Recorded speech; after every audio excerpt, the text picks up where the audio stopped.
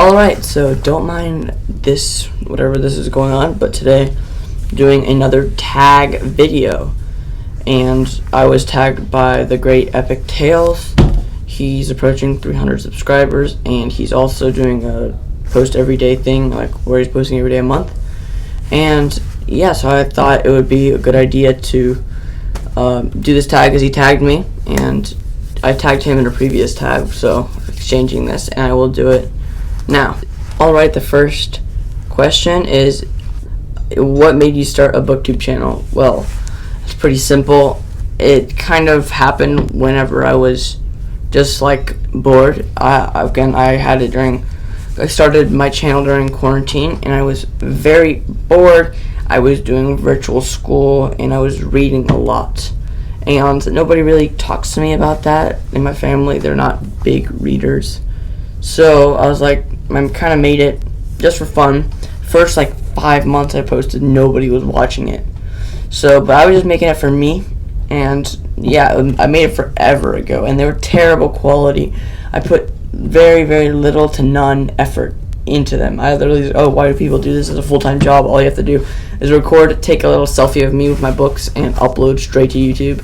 That's all I did for the first 5 months. And now I'm doing a little more editing and of thumbnails, and obviously I'm putting more care and effort into my videos, and it just kind of morphed here. Alright, the second question. How do you decide to subscribe, and how many channels are you subscribed to? I am subscribed to 35 channels, and I don't really have a this, and this. I need them. If I like enough of their videos and they're continuously making videos, I will subscribe. If they are my friends on BookTube, if another BookTuber kind of comments on my channel like frequently, I'll follow them, watch their videos, obviously.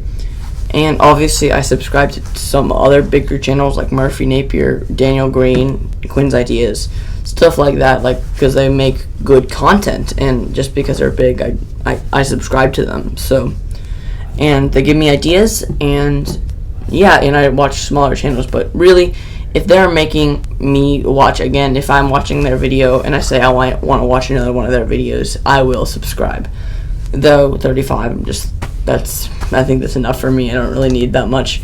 The third question: how do you unsubscribe from inactive channels? If so, how do you decide how to unsubscribe? I really like consistency in posting.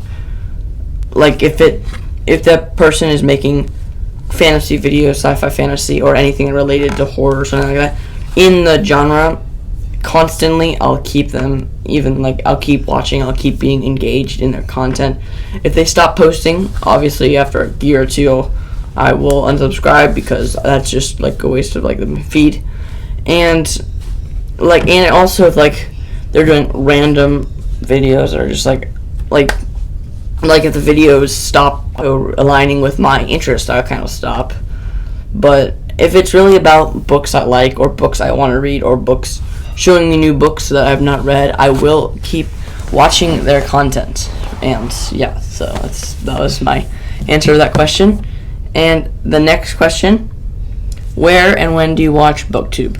I find a lot of good BookTube content comes out early in the morning in my time zone, like 8:30, 9 o'clock to 10, and usually I'll be watching those new videos that come out that are kind of newer, just more in depth. Like, that's just like what I thought. But even like there's some channels who I really prioritize in kind of just making them, like talking to them, and I put notifications on, so whenever I get a ding, I will just like watch their video, or find time to watch their video, because if they're my friend, I would like to talk to them and like communicate with them. So I will make time in my day if I get a notification. So yeah.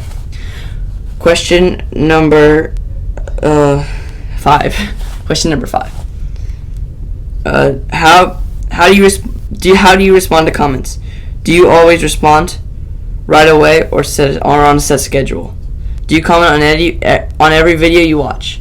How I want to respond to all comments.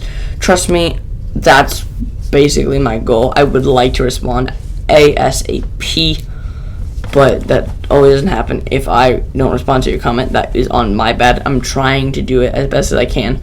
I find it much easier when the video or the relating comment is about my video, like, or a question. That's easy to respond. If it's just like, great job, I'm like, it's harder to respond then and just say thanks. But like, if it's about my video, if it's a question, if you're like engaged with the topic or another book you wanted me to recommend you, I will respond. I try to as hard as I can. And yeah, I'm getting better at that, hopefully. And I'm trying. Do you always comment on every video you watch? No, I comment on a lot of videos. But if the video is not something in my interest or like, I'll watch something that's not in my interest. Oh, this is a review for some book I've never heard of. I'll watch it, and if I don't think I'm gonna read it or I don't really interested, I won't leave any comments. But if I'm interested, or if it's a book I've read and they're doing a review, I'll give them support. And if it's a book, like, and if like they're doing like a tag video, obviously. But if they're doing a spoiler review or just like a review or review I do not want to get spoiled for, I just won't even watch it. And I don't comment on that. And I comment on some stuff that I'm actually interested in, or I feel like I have like something to add to the conversation, you know. Alright, question number 7. Okay. Do you use your homepage feed to decide what you watch, or do you work down a list of channel subscriptions or some other method? I kind of use my homepage sometimes, using my subscription feed, because I'm usually subscribed to all the channels I'll watch, and I'll check who did it who uploaded last. And I'm a kid. I subscribe to Mr. Beast and like channels like that, so I have another account for that. But for my booktube all content, I'll have looked through my subscription feed a lot of times. And like Epic mentioned, the Epic Arcanum Discord linked in the description. They have a post your content feed, and I try to get to a lot of those. I don't get to all of those. I just get to the ones I'm really I think I could have something to contribute there. Obviously, because I don't want to be the one like who have no idea what they're talking about. Like oh yeah, good job, you know. I kind of want to have something to add to the conversation, even if I haven't read the book. I want to talk about like asking like, how should I approach this, or something like that. Like a question to someone who's already read it, or more veteran at that book. And yeah, so I have to tag people. I'm tagging 2 people. The first one is Josh Neller. He's an awesome booktuber. He's really, really, really inspired. His editing is quite amazing, and I would like to see how he booktubes. And obviously, I tag Ethan, the Ereader. He's an awesome booktuber, and I really need to see him do like a lot of things. I would like to see how this works in his mind.